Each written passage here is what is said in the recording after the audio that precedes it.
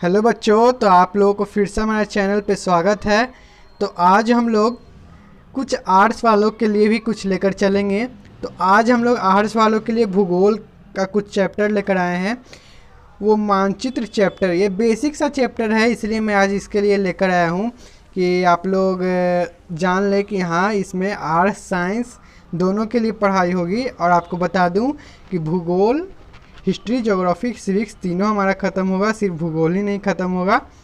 और हमारा मैथ्स और केमिस्ट्री और फिजिक्स तीनों ख़त्म होगा। बस आप लोग अपना सपोर्ट बनाए रखिए और हमारे चैनल से जुड़े रहिए। तो चलिए, आज आर्ट्स वालों के लिए मैं भूगोल का स्टार्ट करता हूँ, मानचित्र। और आप लोग ज़रूर अपना कमेंट साझा कीजिएगा, ज़रूर बताइएगा कि हाँ, आर्ट्स को पढ़ाना चाहिए या नहीं पढ़ाना चाहिए। आप लोगों को अच्छा लगे तो बोलिएगा कि हाँ पढ़ाइए, तब मैं पूरा चैप्टर इंड कर दूंगा। और इम्पॉर्टेंट पहले मैं पॉइंट करवाऊंगा आप लोगों को। उस चैप्टर को स्टार्ट करने से कोई फ़ायदा नहीं है, उस चैप्टर में कुछ इम्पॉर्टेंट पॉइंट को पहले समझना है। उसके बाद हम लोग क्या करेंगे, कुछ ऑब्जेक्टिव को क्लियर कर लेंगे। उसके बाद हम लोग कुछ शॉर्ट क्वेश्चन आंसर करेंगे, उसके बाद कुछ लॉन्ग क्वेश्चन करेंगे। हमारा ये पूरा कार्यक्रम सारा चैप्टर में चलेगा, एक चैप्टर में नहीं कि एक चैप्टर में करा दिए बाकी छोड़ दिए। हमारा फर्स्ट चैप्टर है तो फर्स्ट चैप्टर में पहले उसका पॉइंट कुछ कराएंगे, उसके बाद ऑब्जेक्टिव कुछ कराएंगे, उसके बाद शॉर्ट क्वेश्चन, उसके बाद लॉन्ग क्वेश्चन। बस हमारा चैप्टर ही ख़त्म। देखिए बच्चों, कोरोना काल आने की वजह से सबका परेशानी बढ़ चुका है। कोई जो है ढंग से पढ़ाई नहीं कर पा रहा, तो मैंने कुछ पढ़ाई को इंटरेस्ट बनाने के लिए सोचा कि सबसे पहले हम लोग उससे जुड़ी कुछ पॉइंट्स पढ़ेंगे। उतना बड़ा कहानी पढ़ने का कोई ज़रूरत नहीं रहेगा हम लोगों को, बस मैं कुछ पॉइंट आप लोगों को दे दूंगा। और हाँ, सबसे इम्पोर्टेंट बात, जो मैं पढ़ाऊंगा उसका जो पीडीएफ होगा हमारा, उसका लिंक मैं डिस्क्रिप्शन में दे दूंगा। वहाँ से जाकर आप लोग डाउनलोड करें और अपना फेयर कॉपी, अपना नोट्स कॉपी बनाएं और सेम टू सेम यही बनाएं, क्योंकि एकदम इम्पॉर्टेंट पॉइंट आप लोग को लिखाऊंगा जो बोर्ड से रिलेटेड है। और बोर्ड में आप लोग आराम से 90+% आप लोग उठा सकते हैं। तो चलिए, मैं मानचित्र को आगे बढ़ाता हूं और इस चैप्टर को स्टार्ट करता हूं। सबसे बेसिक का क्वेश्चन, अगर भूगोल पढ़ रहे हैं तो, कि भूगोल कहते किसे हैं, भूगोल किसे कहते हैं। और हाँ, एक बात और, कि जो इंग्लिश मीडियम के बच्चे होंगे, अगर उनको कुछ परेशानी होगी पढ़ने में तो ज़रूर कमेंट करके हमको बता सकते हैं। मैं इंग्लिश मीडियम वालों के लिए भी आर्ट्स का वीडियो बना दूंगा।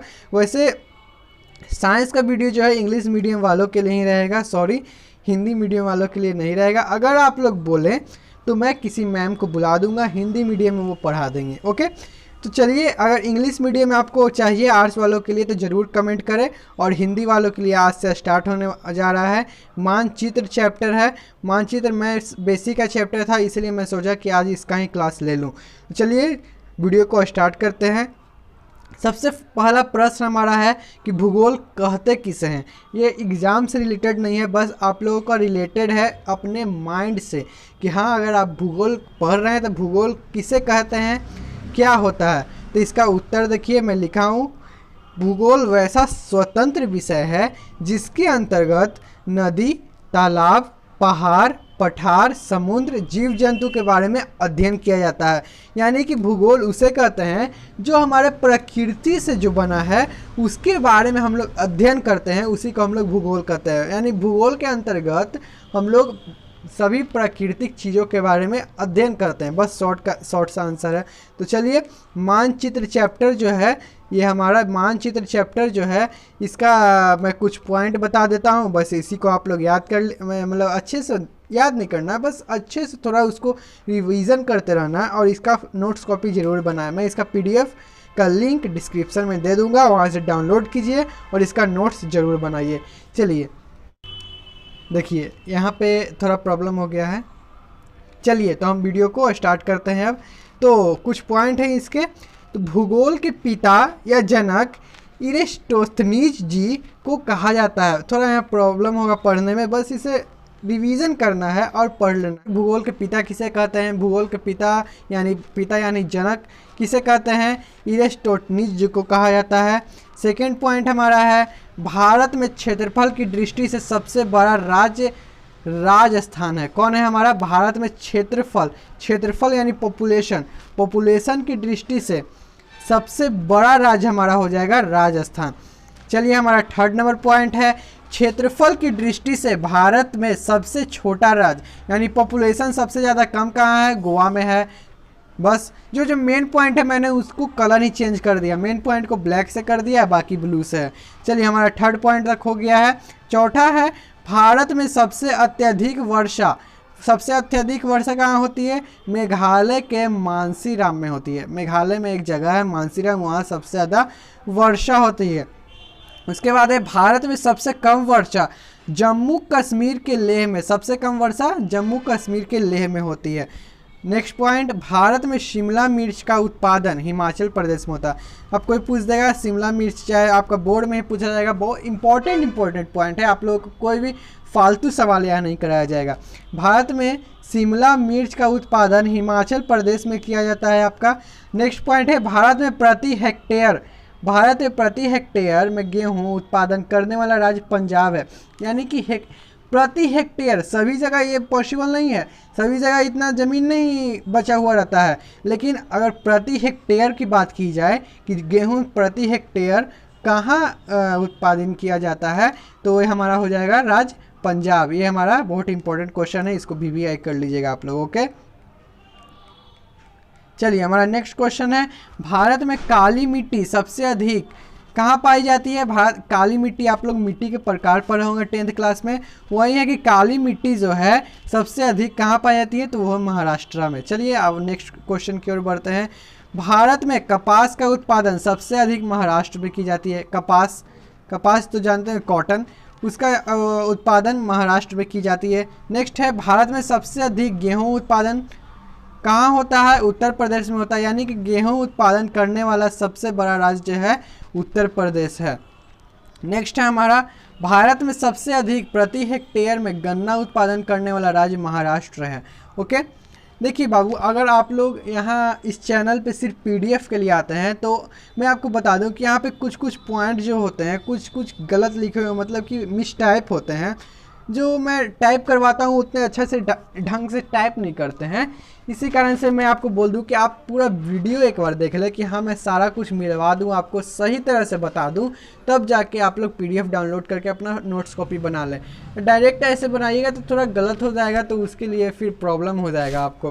तो चलिए नेक्स्ट पॉइंट है, भारत में सबसे अधिक प्रति हेक्टेयर में गन्ना, जैसे अभी पढ़े, प्रति हेक्टेयर में गेहूं उत्पादन पंजाब में, और प्रति हेक्टेयर गन्ना उत्पादन वाला राज्य कौन सा हो जाएगा, महाराष्ट्र हो जाएगा। चलिए अब नेक्स्ट पॉइंट में आते हैं, भारत में सबसे अधिक गन्ना का उत्पादन उत्तर प्रदेश में किया जाता है। देखिए दोनों में आप लोग ये थोड़ा डिफरेंस समझिएगा कि यहाँ प्रति हेक्टेयर गन्ना उत्पादन है और यहाँ सबसे अधिक गन्ना उत्पादन है। ओके, तो कंफ्यूज नहीं होना है कि एक में महाराष्ट्र है एक में उत्तर प्रदेश है, नहीं।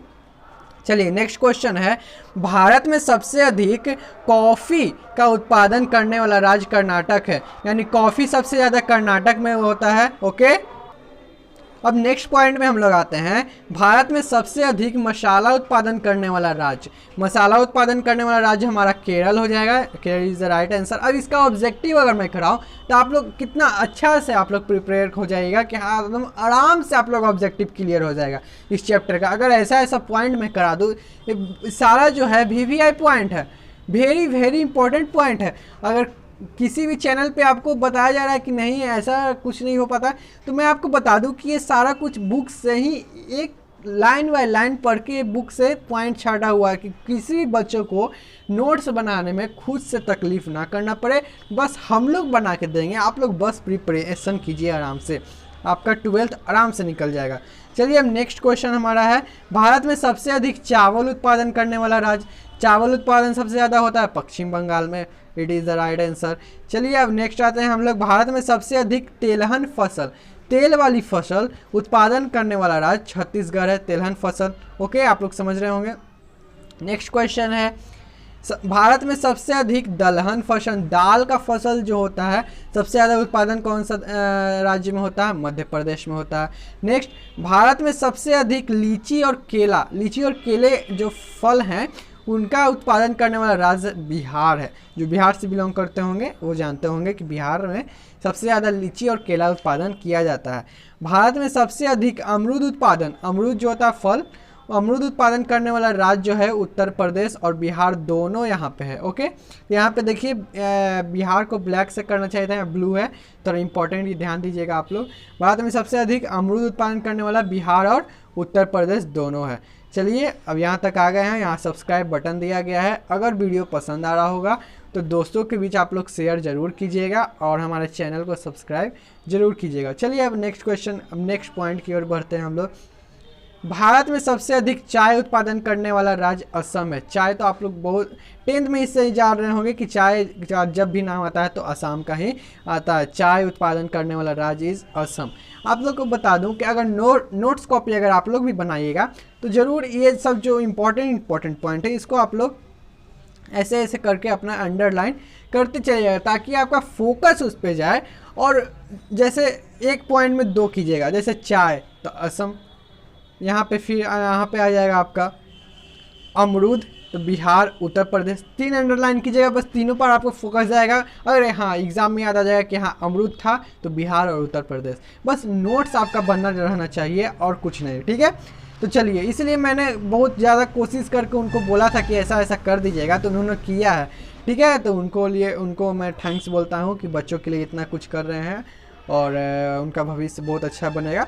चलिए नेक्स्ट है, भारत में कर्क रेखा 8 राज्यों से होकर गुजरती है। अब क्वेश्चन अगर आ जाए भारत में कर्क रेखा कितने राज्यों से होकर गुजरती है, तो हमारा करेक्ट आंसर क्या हो जाएगा, 8, ठीक है। अब यही मेन पॉइंट है। अब आगे हम लोग ये भी जानेंगे कि कौन कौन राज्य से होकर गुजरती है, ये भी ज़्यादा इंपॉर्टेंट है। ओके, भारत में वर्तमान में अभी प्रेजेंट में आपको बता दूं कि 28 ही राज्य है। अगर कोई जान रहे होंगे कि 29 राज्य है तो आपको बता दूं फिर से 28 राज्य हो चुका है जम्मू कश्मीर की वजह से। तो 28 राज्य हैं और 7 से 9 केंद्र शासित प्रदेश हैं, यानी कि स्टेट्स हो जाएंगे 28 और यूनियन टेरेटरीज हो जाएंगे 9 हो जाएंगे। ओके, अगर आप लोग को ये भी थोड़ा कन्फ्यूज़न होगा कि हाँ कौन कौन 28 और कौन कौन 9 केंद्र शासित प्रदेश है, तो मैं उसका ये वीडियो आपको बना दूंगा। कोई भी प्रॉब्लम नहीं, बेसिक सा चीज़ में आपको कोई प्रॉब्लम नहीं होना चाहिए, बेसिक एकदम आपका क्लियर होना चाहिए और वो क्लियर करूंगा मैं, वो भी पूरा सिलेबस के साथ। ये नहीं कि बेसिक में लटका दूं और सिलेबस गया, नहीं, सिलेबस के साथ पूरा बेसिक में क्लियर कर दूंगा। चलिए नेक्स्ट है, भारत में कर्क रेखा 8 राज्यों से होकर गुजरती है जो निम्नलिखित है। इसको आप लोग टिक करके वेरी इंपॉर्टेंट पॉइंट के रूप में आप लोग लिख लीजिएगा। Okay, very important. अब कौन कौन सा राज्य है, तो गुजरात है, मध्य प्रदेश है, राजस्थान है, छत्तीसगढ़ है, पश्चिम बंगाल है, झारखंड है, उसके बाद हमारा त्रिपुरा है और मिजोरम। यही हमारा 8 राज्य है जिससे कर्क रेखा होकर गुजरती है। जैसे आपको दिखा दूँ, आपको मैप में दिखा देता हूँ। मैप में जैसे कुछ इस तरह से हमारा कर्क रेखा जो यहाँ पे रहती है, कुछ इस तरह से ऐसे करके गुजरती है, ठीक है ना। तो देखिए गुजरात, मध्य प्रदेश, झारखंड वगैरह जो भी है, गुजरात, मध्य प्रदेश, राजस्थान, छत्तीसगढ़, पश्चिम बंगाल, झारखंड, त्रिपुरा, मिजोरम, ये सब कुछ है। यहाँ पे मैप पे आप लोग देख सकते हैं। देखिए गुजरात, मध्य प्रदेश, झारखंड, फिर राजस्थान हमारा हो जाएगा। मतलब कि कुछ इस तरह से कि दोनों को ऐसे करके अपना कुछ इस तरह से होकर गुजरती है। ओके, तो आप लोग मैप में भी देखे होंगे, पॉलिटिकल मैप में आप लोग देखे होंगे कि हाँ ऐसा किया हुआ रहता है, लेकिन यहाँ जगह के अभाव के कारण आपको जो है यहाँ पे नहीं दिखा पा रहा हूँ, लेकिन नेक्स्ट वीडियो में पक्का आपको दिखा दूंगा। तो चलिए, यहाँ आप लोग को पूरा दिमाग में ये पूरा अटा लेना है कि जम्मू कश्मीर कहाँ है, हिमाचल प्रदेश कहाँ है, चंडीगढ़ कहाँ है, उत्तराखंड कहाँ है, पंजाब कहाँ है, हरियाणा कहाँ है। आपको नोट्स कॉपी जो बनाना है इस चैप्टर का, जब बनाइएगा तो आपको मैप होना इस चैप्टर में ज़रूरी है। इसलिए मैंने इस चैप्टर में मैप आपको दे दिया है जो कि वेरी इंपॉर्टेंट है, इसलिए मैं आपको दे दिया हूँ। चलिए कलर पहले मैं चेंज कर लेता हूँ उसके बाद। तो यहाँ पे नोट्स कॉपी आपको बनाना बहुत ज़्यादा ज़रूरी है, और नोट्स नहीं होने की वजह से आप लोगों को कुछ मैं जो ऑब्जेक्टिव कराऊंगा उसमें बहुत ज़्यादा आपको प्रॉब्लम फेस करना पड़ेगा। मैं नेक्स्ट वीडियो जब आर्ट्स वालों के लिए लाऊंगा, बस 1-2 दिन में ही लाने वाला हूँ। अगर आप लोगों का रिएक्शन अच्छा रहा तो, अगर रिएक्शन नहीं अच्छा रहा तो मैं कैसे कर पाऊँगा, ज़रा आप ही सोच के बताइए। अगर रिएक्शन अच्छा रहा तो मैं आपका नेक्स्ट वीडियो जो लाऊंगा उसमें सारा कुछ ऑब्जेक्टिव कराऊंगा इस चैप्टर से पहले, उसके बाद ही नेक्स्ट चैप्टर स्टार्ट करूंगा। ऑब्जेक्टिव सब्जेक्टिव जितना बनेगा ये पूरा चैप्टर को दम ख़त्म करके ही चलना है। तो सबसे पहले आपको तो इस चैप्टर को पहले नोट्स बनाना होगा, कॉपी का नोट्स बनाइएगा। उसके बाद सारा कुछ दिमाग में हटा लेना। चाहे मैं जब ऑब्जेक्टिव कराऊँ तो बगल में कॉपी भी रखिए आप, कोई दिक्कत नहीं है, अभी तो शुरुआत ही है, धीरे धीरे याद हो जाएगा। तो आपको क्या करना है, बगल में कॉपी रख के मैं जो ऑब्जेक्टिव कराऊंगा आप फटाफट उसका आंसर देते जाइएगा। ये सारा कुछ जितना भी है सब इम्पॉर्टेंट पॉइंट्स आपको दिया गया है, वेरी इंपॉर्टेंट पॉइंट्स। तो आपको याद करना बहुत ज़रूरी हो गया है। इसका मैं पीडीएफ जो है उसका डिस्क्रिप्शन में लिंक दिया हूँ। डिस्क्रिप्शन और कमेंट बॉक्स दोनों में मैं दे दूँगा कि कोई तकलीफ़ ना हो आपको खोजने में। कमेंट बॉक्स में भी आप देख लीजिएगा। तो चलिए, अब अगर आपको कुछ भी अच्छा लगा हो, इस वीडियो में आपको कुछ सीखने को मिला हो, तो आपको मैं बता दूं कि हमारे चैनल इंटरमीडिएट पाठशाला जो कि आर्ट्स और साइंस वालों के लिए वेरी इंपॉर्टेंट होने वाला है, फॉर 2021 पूरा सिलेबस कंप्लीट होगा और पूरे समय के साथ कंप्लीट होगा, कोई टेंशन नहीं लेना है। तो हमारे चैनल को सब्सक्राइब ज़रूर कीजिएगा, इसलिए सब्सक्राइब का बटन आपको लगा दिया हूँ। और हमें सपोर्ट ज़रूर करें, क्योंकि मैं आपके लिए बहुत कुछ करना चाहता हूं, अगर आप लोग अपना सपोर्ट दिखाएं तभी। तो चलिए, तब तक के लिए गुड बाय। और मैथ्स वालों के लिए मैं आज ही अपलोड कर दूंगा मैं कुछ मैथ्स के फार्मूले हैं, पहले उनको क्लियर कर लेना है। 7.1 से रिलेटेड कुछ मैथ्स के फार्मूले हैं, उनको सारा कुछ मैं आज ही अपलोड कर दूंगा। उसके बाद कल से आपका 7.2 स्टार्ट हो जाएगा। तो चलिए, अब तब तक के लिए धन्यवाद। ऑल द वेरी बेस्ट बच्चों, अपना ख्याल रखें।